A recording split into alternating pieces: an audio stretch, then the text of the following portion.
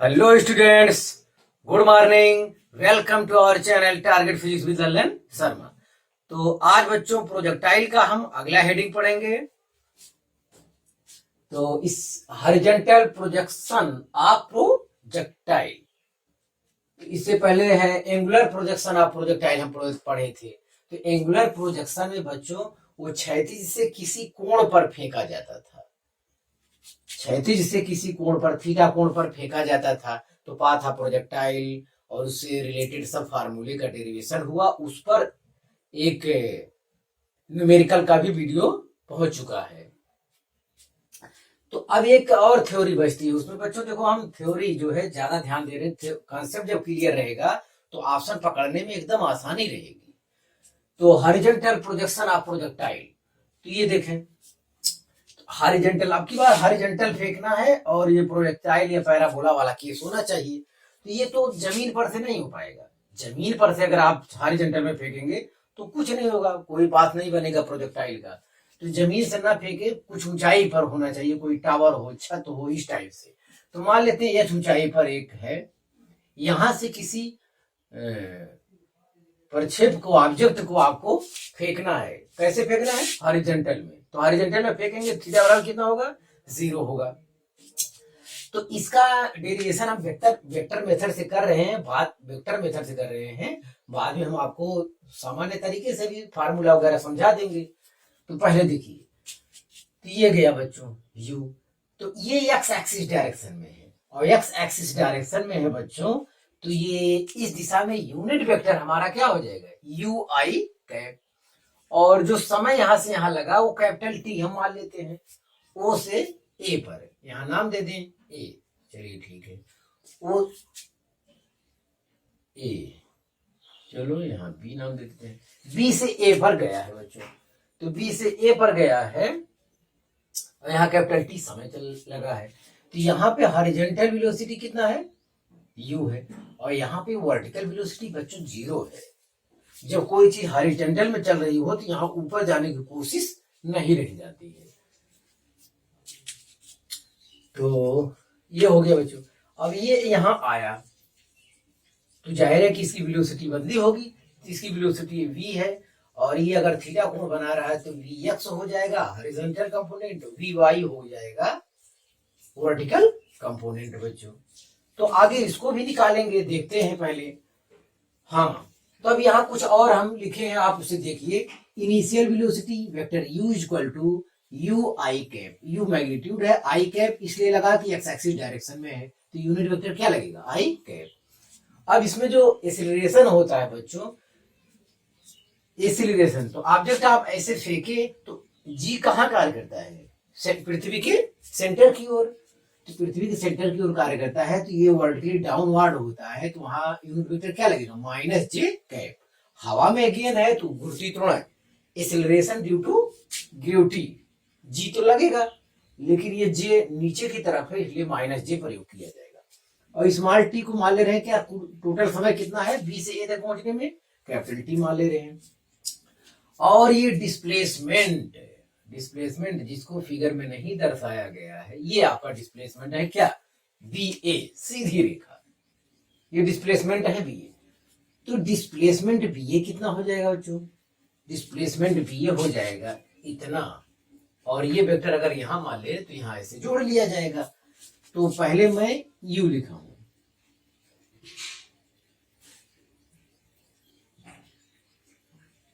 Displacement. तो x आई cap, इस दशा में जो डिस्प्लेसमेंट है बच्चों कितना हो जाएगा? एक्स आई कैप, ये पॉजिटिव हो जाएगा। आई कैप यहाँ एक है, एक्स इस डायरेक्शन में, एक्स एक्सिस पे जो डिस्प्लेसमेंट है, दूरी है, वो एक्स है। और उस दशा में वेक्टर लगा लिए तो हो गया डिस्प्लेसमेंट, ये हो गया। और ये वाली दूरी, ये कितनी दूरी है? ये एच है, लेकिन ये बी से नीचे की ओर पड़ रहा है, बी से नीचे की ओर पड़ रहा है, और जे कैप नीचे की ओर क्या होता है? माइनस होता है। तो ये हो गया बच्चों। तो ये दूरी एच है, ये दूरी एक्स है। तो अगर डिस्प्लेसमेंट का मैग्नीट्यूड कोई पूछे तो under root h square plus x square यहाँ पे आएगा। अगर यहाँ पे कोई पूछे यस इक्वल टू, तो आप कहेंगे क्या, हाँ ये यहाँ पे एच होगा, यही तो गलती हो रहा है, यस यस एच होगा, तो ये हो जाएगा H square plus x square. ये वेलोसिटी है बच्चों, वेलोसिटी नहीं पूछेगा, डिस्प्लेसमेंट पूछ रहा है, तो एच माइनस जे कैप होगा यहाँ पे, और ये कितना होगा एक्स आई कैप होगा। तो अब एकदम ठीक है बच्चों। डिस्प्लेसमेंट कोई पूछेगा, डिस्प्लेसमेंट मतलब बी ए, तो बी ए कितना हो जाएगा under root h square plus x square. तो चलिए इतना हो गया, ये इनिशियल वेलोसिटी हो गया, एक्सेलरेशन हो गया, ये टाइम हो गया, ये क्या हो गया डिस्प्लेसमेंट हो गया। तो डिस्प्लेसमेंट बच्चों हम समझते हैं, समझ गए होंगे। तो ये वाला डिस्प्लेसमेंट एक्स आई कैप, और ये वाला वेक्टर अगर यहां मान लेते प्लस कितना, प्लस एच जे कैप, जे कैप नीचे की ओर कार्य करता है, तो ये ऐसे लिए ऐसे, तो इसका परिणामी वेक्टर नीचे की ओर आएगा। तो minus H J cap plus x I cap equal to b a vector. तो बी ए वेक्टर है ये चीज। हाँ अब यहां से कुछ और देखते हैं। अब जो फार्मूला है from s equal to u t plus half a t square, इसमें ये सब वैल्यू को पुट करते हैं तो कुछ और रिलेशन हमें अच्छा मिलने वाला है। तो एस के स्थान पे ये चीज लिखें, minus H J cap plus x आई कैप। बच्चों वेक्टर यू है यू आई कैप, बाहर टी है, प्लस हाफ ए के स्थान पे बच्चों हम लिखेंगे minus G J cap into T square, इतना हुआ। और थोड़ा सफाई करते हैं, एक्स को पहले लिख लेते हैं, x I cap minus H J cap equal to, यहां भी आई कैप को मैं लिख लेता हूं u t, u capital t, और यूनिट वेक्टर क्या लगा दें आई कैप बाहर कर लेंगे, इसके जैसा इधर बना रहे हैं, यहां भी माइनस हो जाएगा, माइनस हाफ जी कैपिटल टी स्क्वायर, इतना आ गया, और यहां क्या आ गया जी का। तो यस क्लियर हो गया। अब हम यहां comparing on both side, comparing on both side, तुलना करेंगे। आई का गुणांक एक्स है, आई का गुणांक यू टी है, तो एक्स इक्वल टू क्या होगा बच्चों, तो एक्स इक्वल टू होगा यू टी। और ये बच्चों फार्मूला बहुत जरूरी है, एक्स मतलब आज से आपको ये दे एक्स, अब ये डायरेक्ट फार्मूला प्रयोग करेंगे न्यूमेरिकल में, एक्स मतलब हॉरिजॉन्टल डिस्टेंस या डिस्प्लेसमेंट बराबर हॉरिजॉन्टल डिस्प्लेसमेंट, हॉरिजॉन्टल डिस्टेंस बराबर हॉरिजॉन्टल स्पीड गुणे टाइम पीरियड या flight time, time of flight. तो ये बच्चों हो जाएगा। तो डिस्प्लेसमेंट इक्वल टू है ये horizontal distance equal to horizontal velocity गुणे टाइम, तो जितना टाइम बी से ई तक पहुंचने में लगा होगा वो होगा। तो हॉरिजॉन्टल के लिए हॉरिजॉन्टल डिस्टेंस के लिए हॉरिजॉन्टल वेलोसिटी भी होना चाहिए, तो है बच्चों। तो इस फार्मूले से यहाँ पे हम लोग निकालेंगे, और यहां से आप टाइम भी अगर निकालना चाहें तो आसानी से आ जाएगा। तो टाइम ये हो जाएगा का एक्स अपॉन यू, अगर आपको जरूरत है तब। हाँ तो एक्स से एक रिलेशन यहाँ मिला, यहाँ अगर क्षैतिज हॉरिजॉन्टल डिस्टेंस आपको चाहिए निकल जाएगा, अगर ये इनिशियल वेलोसिटी वगैरह मालूम है, टाइम मालूम है, तो कोई एक अननोन रहेगा यहाँ से ज्ञात होगा। अब जे के गुणांक कर दे, जे का गुणांक माइनस एच है और जे का गुणांक माइनस इतना है, तो दोनों तरफ माइनस एच कैंसिल हो जाएगा, तो एच इक्वल टू बच्चों आएगा हाफ जी टी स्क्वायर, इतना आया।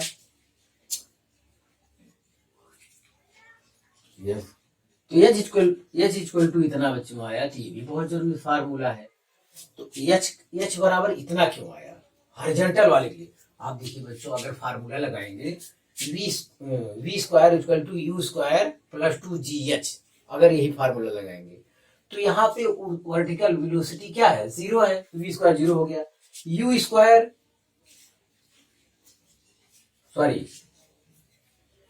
ये सूत्र नहीं, कोई दूसरा देखते हैं, अभी बताते हैं। तो यहां से ये फार्मूला आया, यहां से टाइम देखिए, यहां से टाइम है, यहां time t equal to under root 2h upon G आ रहा है बच्चों। यहां से एक रिलेशन और आपको मिल रहा है टाइम का।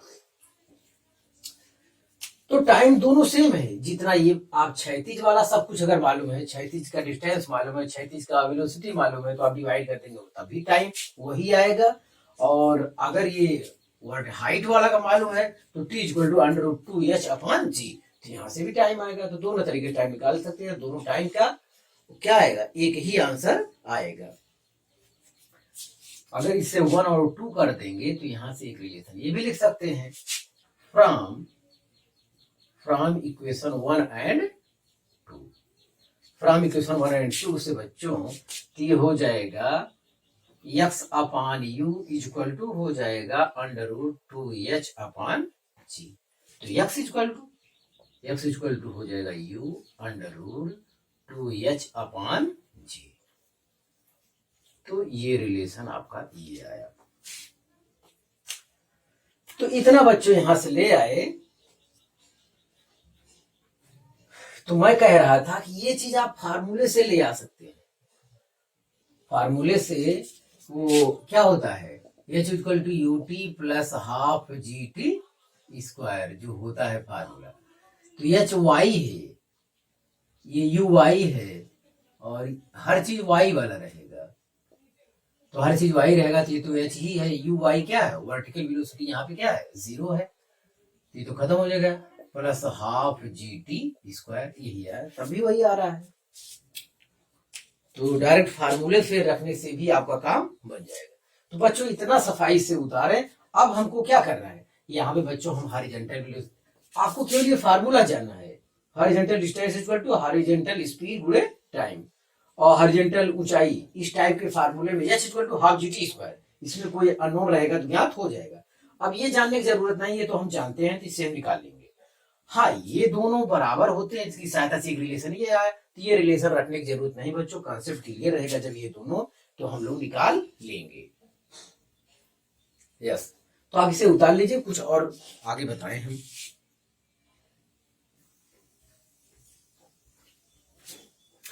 तो हाँ विद्यार्थी, तो हम लोग ये दोनों केस, ऊंचाई कैसे ज्ञात किया जाए, हॉरिजॉन्टल डिस्टेंस कैसे ज्ञात किया जाए, ये टाइम कैसे ज्ञात किया जाए, बी से ए तक पहुंचने में समय, चाहे आप time t equal to x upon u करके लगाइए या t equal to under root 2h upon g करके लगाइए, बच्चों कोई दिक्कत नहीं है।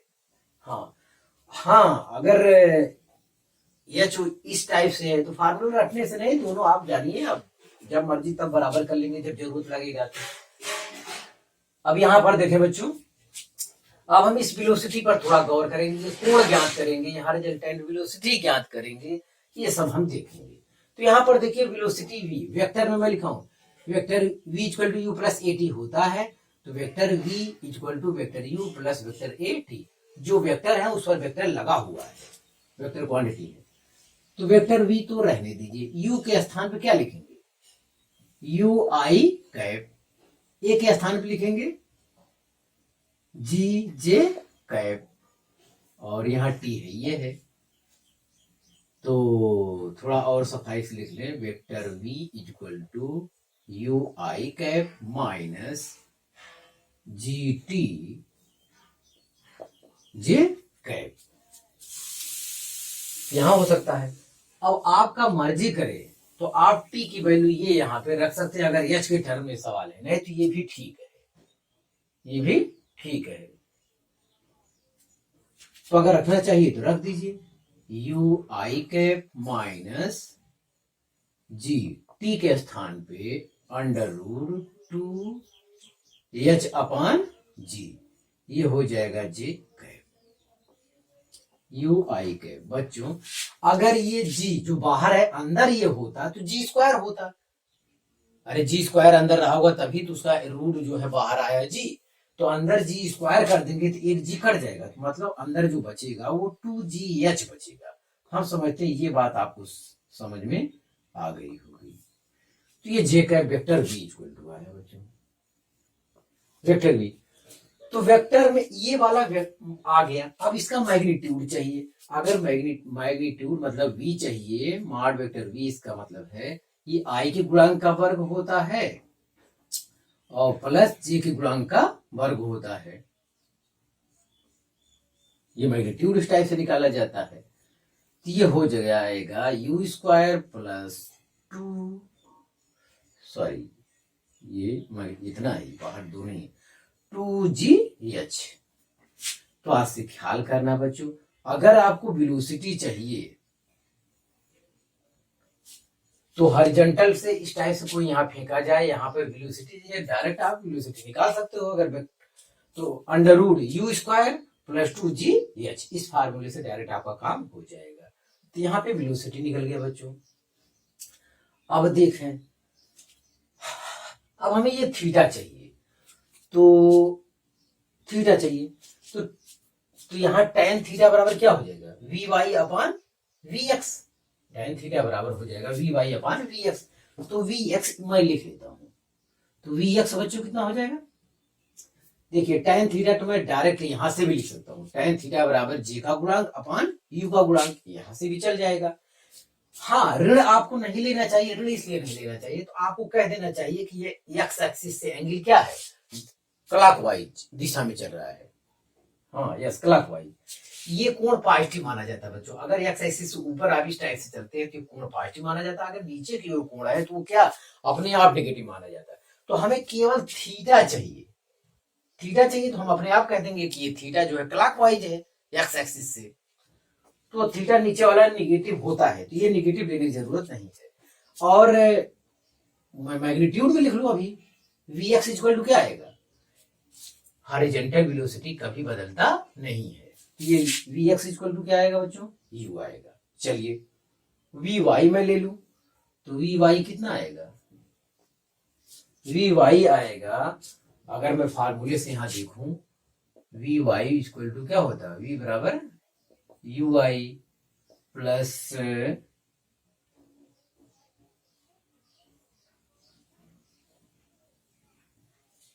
gt, ये हो जाएगा। तो vy इक्वल टू ui, यहाँ पे वर्टिकल वेलोसिटी क्या है, 0 है, वर्टिकल इनिशियल वेलोसिटी 0 है। मुझे तो यहाँ फाइनल चाहिए, ये हो गया। और ये कितना आ रहा है, यहाँ g और कैपिटल T हो रहा है। अरे ये मैग्नीट्यूड नीचे की ओर है तो माइनस जी आएगा। तो यहाँ जी कहा गया है, वेक्टर के रूप में लिखेंगे तब यहाँ माइनस जी हम लोग लगाएंगे, क्योंकि ऊपर से नीचे लिख रहा है कि ये 0 प्लस इतना है। तो वी वाई इक्वल टू क्या आ रहा है, जी टी, और टी का स्थान पे √2h अपॉन जी। तो मतलब यही वाला फिर वैल्यू हमको मिल रहा है। तो वी वाई बराबर √2gh। तो बच्चों ये कहने की जरूरत ही नहीं है कोण ज्ञात करने की, इसकी हमें आवश्यकता नहीं है। तो ये एंगल ज्ञात करने का मतलब ये होता है कि अगर वेक्टर में हमें इक्वेशन मालूम है तो जे का गुणांक अपॉन यू का गुणांक, इसकी हमें कोई जरूरत नहीं है। यस, कोई मतलब नहीं। तो डायरेक्ट tan थीटा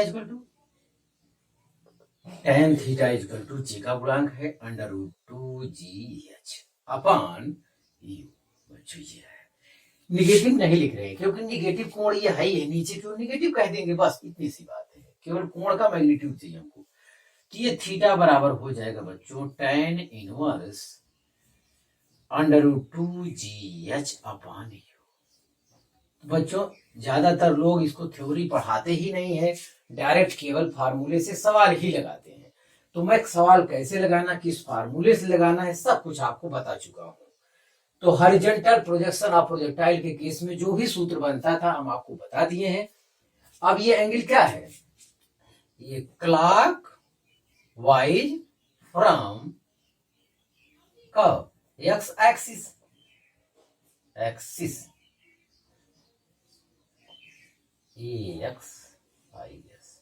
हाँ तो बच्चों ये है, तो क्लॉक वाइज है, तो क्लॉक वाइज अगर कोण इस डायरेक्शन से लिखा जाता है तो वो निगेटिव ही होता, नीचे की ओर है, यहां सफाई से कह दिया गया है।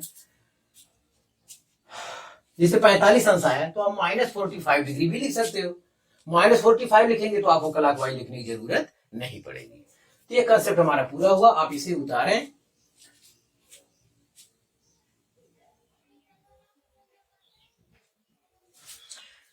तो हाँ विद्यार्थी, देखिए अगला कंसेप्ट जो जेई के लिए बहुत इंपॉर्टेंट है, और मैथ वाले जितने कंपटीशन होते हैं उनमें बहुत इंपॉर्टेंट है।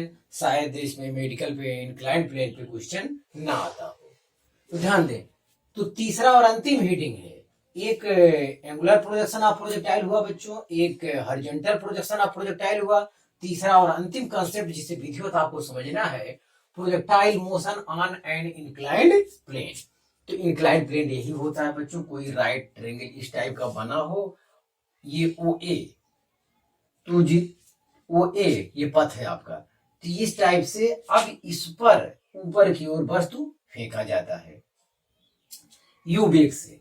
तो ये इंक्लाइंड प्लेन जो आपका बना, इंक्लाइंड प्लेन जो है राइट एंगल ट्रायंगल, ये एंगल मान ले रहे हैं क्या है, बीटा है बच्चों। तो जब ये बीटा है तो ये हमारा एक्स एक्सिस हो जाएगा, और ये हमारा क्या हो जाएगा, वाई एक्सिस हो जाएगा। इस इंक्लाइंड प्लेन पर बच्चों यहाँ से थीटा कोण पर, यहाँ से थीटा कोण पर यू वेग से किसी ऑब्जेक्ट को क्या किया गया, फेंका गया है। तो यू वेग से फेंका गया है तो ओ ए आया है, ये हमारा रेंज हो जाएगा। ओ ए हमारा क्या हो जाएगा, रेंज। आर से दिखाया गया है, देखिए यहाँ पे, यहाँ लिखा गया है आर। तो इस वेग का जो बच्चों है क्षैतिज घटक एक्स एक्सिस डायरेक्शन में हो जाएगा यू का थीटा, और इस वेग का ऊर्ध्वाधर घटक हो जाएगा बच्चों यू साइन थीटा। आप पूरी तरह समझिए। और ये हॉरिजॉन्टल कंपोनेंट आगे बढ़ा दीजिए, ये भी सॉरी, ये वर्टिकल कंपोनेंट आगे बढ़ा दीजिए, ये हॉरिजॉन्टल कंपोनेंट भी क्या कर दिए, आगे बढ़ा दीजिए। अब मसला फंसता है जी का। तो जी तो बच्चों सब जानते हैं पृथ्वी की सेंटर की ओर, अर्थ के सेंटर की ओर ही कार्य करता है। तो ये तो जी तो सीधे की ओर जाएगा भाई, जी सीधे की ओर जाएगा। लेकिन हमारा पथ तो सीधा नहीं है, हमारा पथ तो ये है, हमारा पथ ये है, हॉरिजॉन्टल कंपोनेंट ये है और वर्टिकल कंपोनेंट ये है। तो जी हमें अपने कंपोनेंट में चाहिए। तो अब ये चीज समझिए, यहाँ देखिए, ये आगे बढ़ाएंगे, ये भी कोण बीटा हुआ, बीटा कहाँ से हुआ, तो बच्चों ये और ये परस्पर परपेंडिकुलर है। तो ये अगर बीटा है तो ये वाला एंगल कितना हो जाएगा, 90 माइनस बीटा हो जाएगा, 90 माइनस बीटा हो जाएगा। क्लियर हुआ इतना।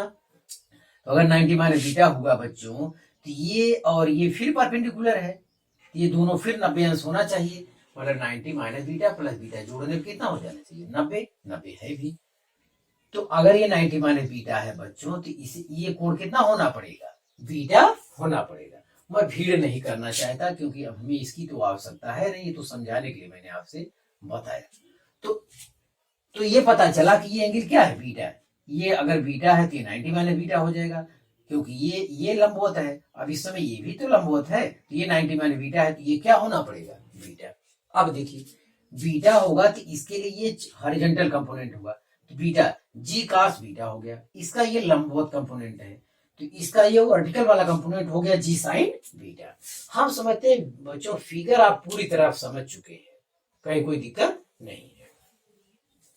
तो चलिए अब शुरू किया जाए काम। अब बच्चों डिस्प्लेसमेंट वेक्टर लगाने से पहले हमको यू की जरूरत पड़ती है, ए की जरूरत पड़ती है, टाइम की जरूरत पड़ती है, डिस्प्लेसमेंट की जरूरत पड़ती है, तो वो सब हम इंतजाम करेंगे। तो चलिए देखते हैं। एक्सीलरेशन यहाँ पे लिखा है बच्चों, एक्सीलरेशन कैसे निकालेंगे। हम तो उधर जा रहे हैं, हम तो एक्स एक्सिस पॉजिटिव डायरेक्शन में जा रहे हैं, और हमारा एक्सीलरेशन जो कार्य करता है कितना, जी साइन बीटा कार्य करता है, वो भी माइनस एक्स डायरेक्शन में। अगर एक्स के अपोजिट डायरेक्शन में ये कार्य कर रहा है तो आई के स्थान पे क्या प्रयोग होगा बच्चों, यूनिट वेक्टर माइनस आई कैप, इसे लिखा है ये माइनस जी साइन बीटा आई कैप। चलिए ये हो गया। अब वाई एक्सिस में हम देख रहे हैं, वाई एक्सिस में ऊपर पॉजिटिव की ओर होता है हमारा जी, जो कार्य करता है जी कास बीटा, वो नीचे की ओर कार्य करता है, नीचे की ओर मतलब माइनस जे डायरेक्शन में। तो यहाँ भी क्या लिखा गया है, माइनस जी कास बीटा इंटू जे, या जी कास बीटा इंटू माइनस जे कैप, ऐसा कहेंगे। हाँ, इसका अगर हम मैग्नीट्यूड इस समय निकालें बच्चों, ए बराबर अगर आप कहें तो ए बराबर वही होगा, ए बराबर क्या आएगा, जी। कैसे आएगा, अरे भाई इसका स्क्वायर धन इसका स्क्वायर, जी स्क्वायर साइन स्क्वायर बीटा धन जी स्क्वायर का स्क्वायर बीटा, जी स्क्वायर आप कॉमन ले लेंगे, साइन स्क्वायर बीटा धन का स्क्वायर बीटा एक होता है, उसका स्क्वायर रूट करेंगे तो यही आएगा, मैग्नीट्यूड तो यही आएगा। ये वेक्टर में लिखा गया है, ध्यान दें। अब वेक्टर में वेलोसिटी हम ज्ञात करते हैं, ये वेक्टर u वेक्टर में हम ज्ञात करना चाहते हैं, तो वेक्टर u इक्वल टू, अब x एक्सिस में वेलोसिटी कितना है u cos theta, x axis में u cos theta i cap, और y एक्सिस में वेलोसिटी कितना है u sin थीटा, तो u sin theta j cap, क्योंकि ये ऊपर है पॉजिटिव है, ये भी पॉजिटिव के डायरेक्शन में है, पॉजिटिव लिखा गया है। डिस्प्लेसमेंट वेक्टर मतलब फिगर से OA हमारा डिस्प्लेसमेंट वेक्टर है, डिस्प्लेसमेंट वेक्टर क्या हो जाएगा r i कैप, इतना डिस्टेंस r है और उस डायरेक्शन में क्या है, यूनिट वेक्टर कितना कार्य करता है i के। अब ये वेक्टर में हो गया। टाइम t जो मेन फार्मूले में स्मॉल लेटर t होता है, हम मान लेते हैं यहां से यहां तक जाने में टोटल टाइम कितना लगा, कैपिटल T। तो अब बच्चों फिर वही formula, from s equal to ut plus half at square. तो ये सब वैल्यू जो ऊपर वाले हैं नीचे सफाई से रखना है, और ये फिगर बहुत अच्छी तरीके से समझने की जरूरत है। मैं समझता हूँ आपको सब कुछ क्लियर हो गया होगा। अब किताब में, और आपकी किताब में जिनके दिया भी होगा, बोर्ड वाले में मुश्किल है, कंपटीशन वाले में दिया होगा, हो सकता है वो कोण यहां से ले ले अल्फा, यहां से कोई कोण ले ले अल्फा, तो इसके लिए अलग से वो घटाया है, इसके लिए लिखा है अल्फा माइनस बीटा, और वो कठिन करेंगे, आपको कंफ्यूज भी करेंगे, तो मैं वहां नहीं जाना चाहता, मैं वो काम करना चाहता हूँ जो आपके लिए आसान हो। तो चलिए वैल्यू रखा जाए, अब छोड़िए सब, यहां लिखेंगे बच्चों r i cap is equal to, ये वेक्टर u भाई, तो वेक्टर u आप यहां पे चलिए u cos theta i cap, तो u cos theta i cap plus u sin theta j cap, ये तो भैया u के लिए लिखा, अब यहाँ t है तो लिखना ही पड़ेगा, प्लस मैं क्या करूं, फिगर थोड़ा सा मिटाऊं, चलिए देखते हैं ये क्या है, जी साइन बीटा, चलिए तो प्लस हाफ, एक के स्थान में बच्चों ये लिखना है, माइनस जी साइन बीटा माइनस जी कॉस बीटा, ये यहाँ पे आई कैप है, यहाँ पे जी कैप है, और इनटू क्या है, कैपिटल टी स्क्वायर हो गया। हम समझते बच्चों यही चीज ए वाली टोटल वैल्यू यहाँ रखा, आपको परेशान होने की जरूरत नहीं है। अब हम लोग आई कॉमन लेना चाहते, आई का गुणांक इकट्ठा करना चाहते, आई का गुणांक यहाँ पे है u cos थीटा, चलिए आई का गुणांक इधर ढूंढते, इधर गुणांक है ये टी स्क्वायर, अंदर गुणा करेंगे हम लोग, टी स्क्वायर अंदर गुणा करेंगे तो आएगा माइनस हाफ जी capital T square sine beta, बच्चों इतना आया, ये आई कैप यहां हम लिख देते हैं। तो आई कैप वाले जितने थे, सॉरी ये टी से भी यहां गुणा करना था, u cos theta into T, sorry तो u cos theta into T, ये हो जाएगा u cos थीटा और t से अंदर गुणा करते, तो u cos थीटा t आई कैप आता, तो आई कैप बाहर ले लिए हैं, और इसमें भी आई कैप यहां है, तो -1/2 जी साइन बीटा टी स्क्वायर आई कैप बाहर कर लिए, तो आई कैप वाला सब इकट्ठा कर लिए। अब फिर बच्चों जे कैप वाला इकट्ठा करना है, यहाँ कहेंगे u sine theta into T, u sine theta into T, और जे कैप बाहर अभी लगाएंगे, तो यहां भी देखिए, यहां भी -1/2 G cos beta into T square, ये गुणा दूसरा गुणा करेंगे 1/2 जी कॉस बीटा और बाहर वाला टी स्क्वायर करेंगे, और जे कैप तो है ही है, तो बाहर लगा देंगे क्या, जे कैप। अब बच्चों हम तुलना कर सकते हैं, अब हम क्या कर सकते हैं, तुलना, तो ये आर वेक्टर आई कैप है, आर वेक्टर आई कैप, तो इसका मतलब आर का गुणांक ये है और जे का गुणांक इसमें नहीं है, तो जीरो जे कैप कर सकते हैं, इसका मतलब इतना जो है जीरो का क्या करेंगे, बराबर करेंगे। इसके बाद हम कहेंगे comparing on both side, comparing on both side, तो कंपेयरिंग करेंगे बच्चों तो तो सबसे पहले जे वाला गुणांक करते हैं, क्योंकि टाइम हमको निकालना पड़ेगा।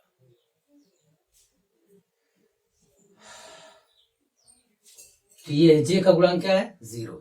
तो ये है u sine theta, u sine theta into capital T minus half G cos beta into T square. इतना हो गया बच्चों, इज इक्वल टू 0, क्योंकि जे का गुणांक यहाँ पे नहीं है। तो मैं समझता हूं मैं अब थोड़ा सा ऊपर से साफ कर दूं, क्योंकि ये सब आपको क्लियर हो गया होगा। चलिए इतने में पहले टाइम पीरियड निकालते हैं। तो इतना बराबर बच्चों 0 है, क्योंकि यहाँ जे का गुणांक नहीं है। जे का गुणांक यहाँ आर आई के प्लस 0 जे का, इतना आप लिख सकते थे। हाँ, इसको पहले हल किया जाए तब आर बराबर उतारते हैं तुलना करने को। तो हल करेंगे तो इसको उस तरफ करिए, अरे एक उधर करेंगे तो पॉजिटिव हो जाएगा। तो ये आएगा 1/2 G cos beta into T square equal to U sine theta into capital T. एक टी कैंसिल हो जाएगा और 2 से यहाँ गुणा और ये से भाग हो जाएगा। तो टी इक्वल टू आएगा बच्चों 2u साइन थीटा अपान कितना? जी कॉस बीटा। तो ये फार्मूला बच्चों आया इंक्लाइंड प्लेन के लिए। तो ये आप यहां पर ध्यान दें आज से।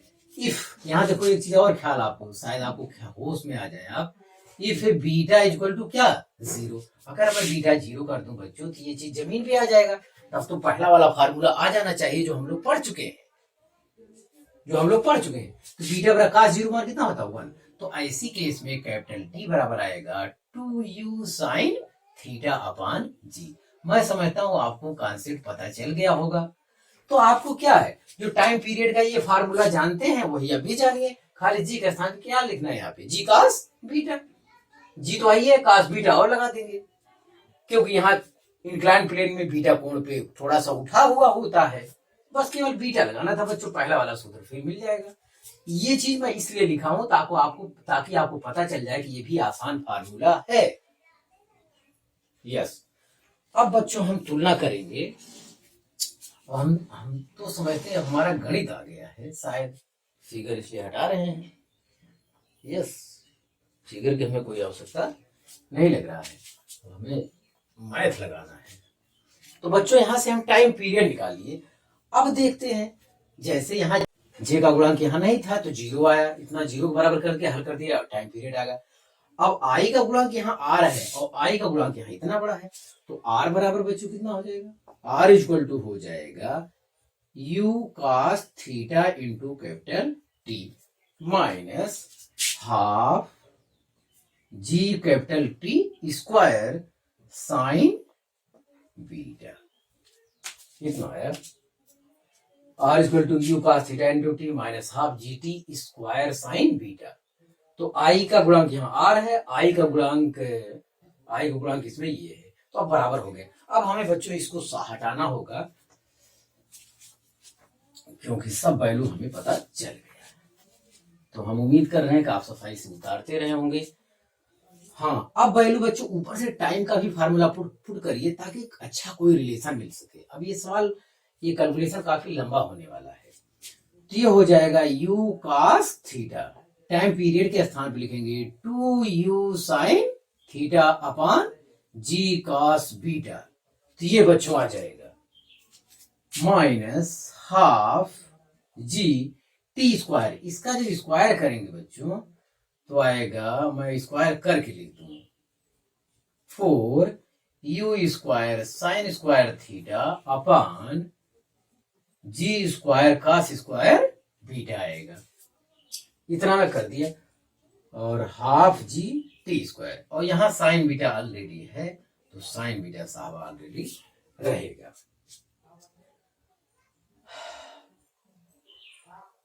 तो इतना आया बच्चों।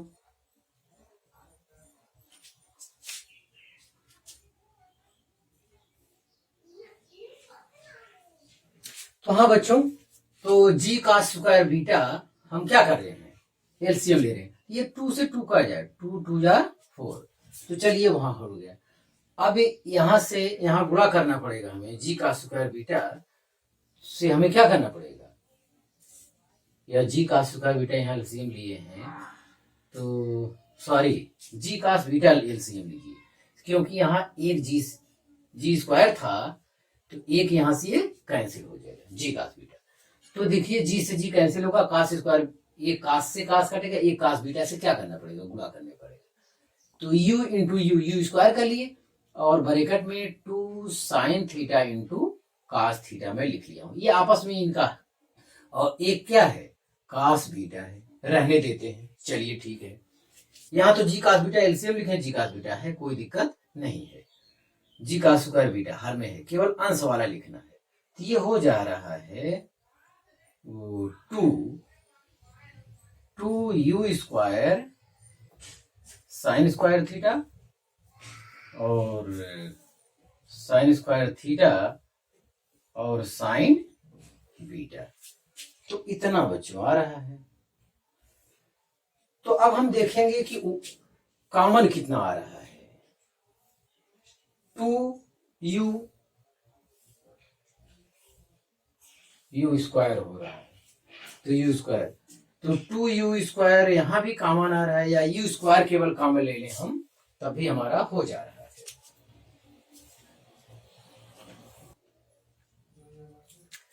तो हाँ बच्चों, यहाँ पे हम देख रहे हैं जो कॉमन आ रहा है, 2 यू स्क्वायर यहाँ भी है, 2 स्क्वायर यहाँ भी है, वो कॉमन ले लिए। साइन थीटा इसमें भी, साइन थीटा इसमें भी है, तो 2 यू स्क्वायर साइन थीटा हमने कॉमन ले लिया। तो यहाँ 2 you square sine theta common लेने पे यहाँ कास थीटा कास बीटा बचा है, और इसमें 2 you square sine theta common लेने से बचा है साइन थीटा और साइन बीटा बचा है।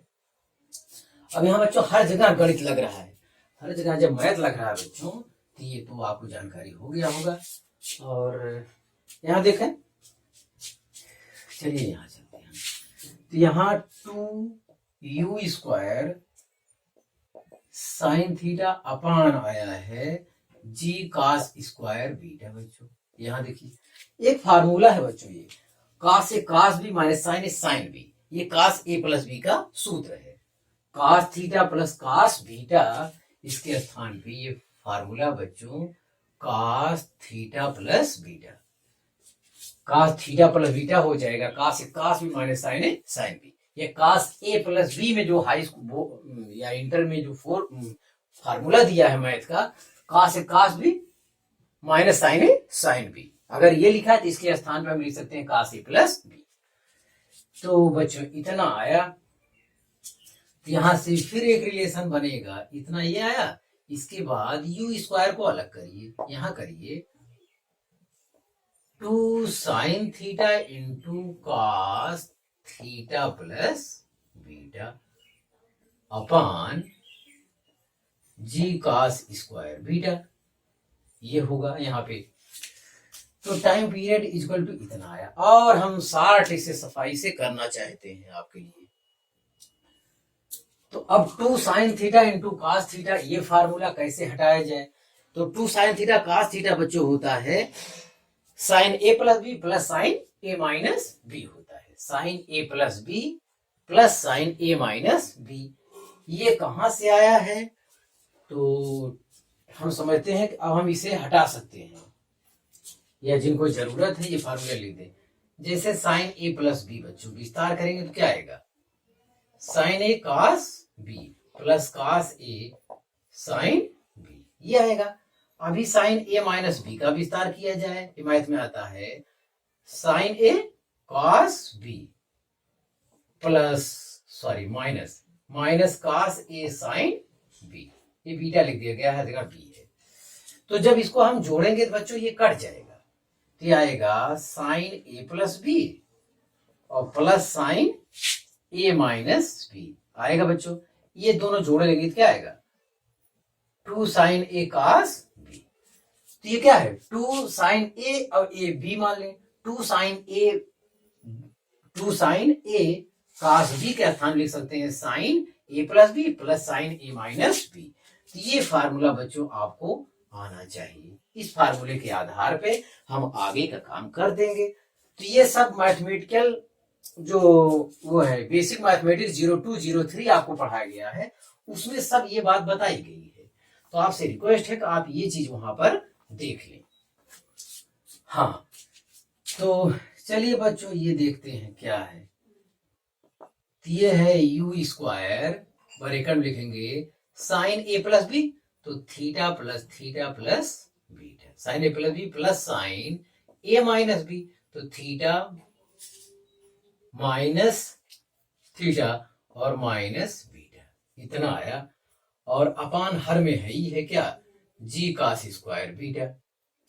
तो चलिए ठीक है, तो यू स्क्वायर ब्रैकेट में आ रहा है साइन 2 थीटा प्लस बीटा, और ये तो कैंसिल, साइन माइनस थीटा बराबर माइनस साइन थीटा होता है, तो माइनस साइन बीटा अपान जी कास स्क्वायर बीटा।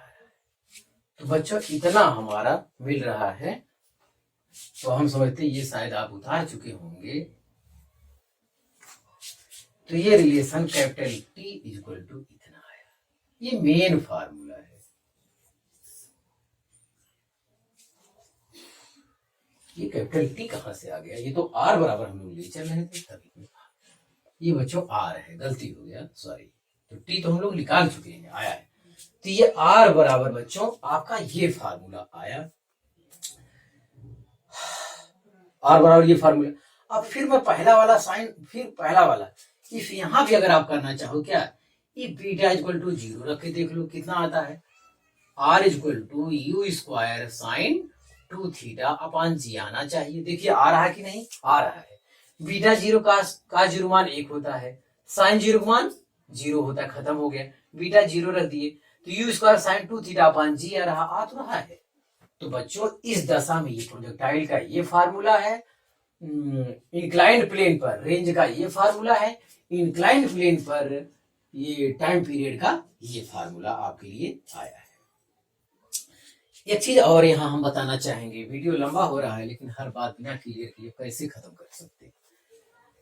हाँ, इसके बाद बच्चों ये देखिए, हमें बच्चों आर मैक्स ज्ञात करना है। जैसे वहां आर मैक्स आप ज्ञात किए थे यू स्क्वायर अपान जी, तो यहाँ भी तो आर मैक्स आना चाहिए।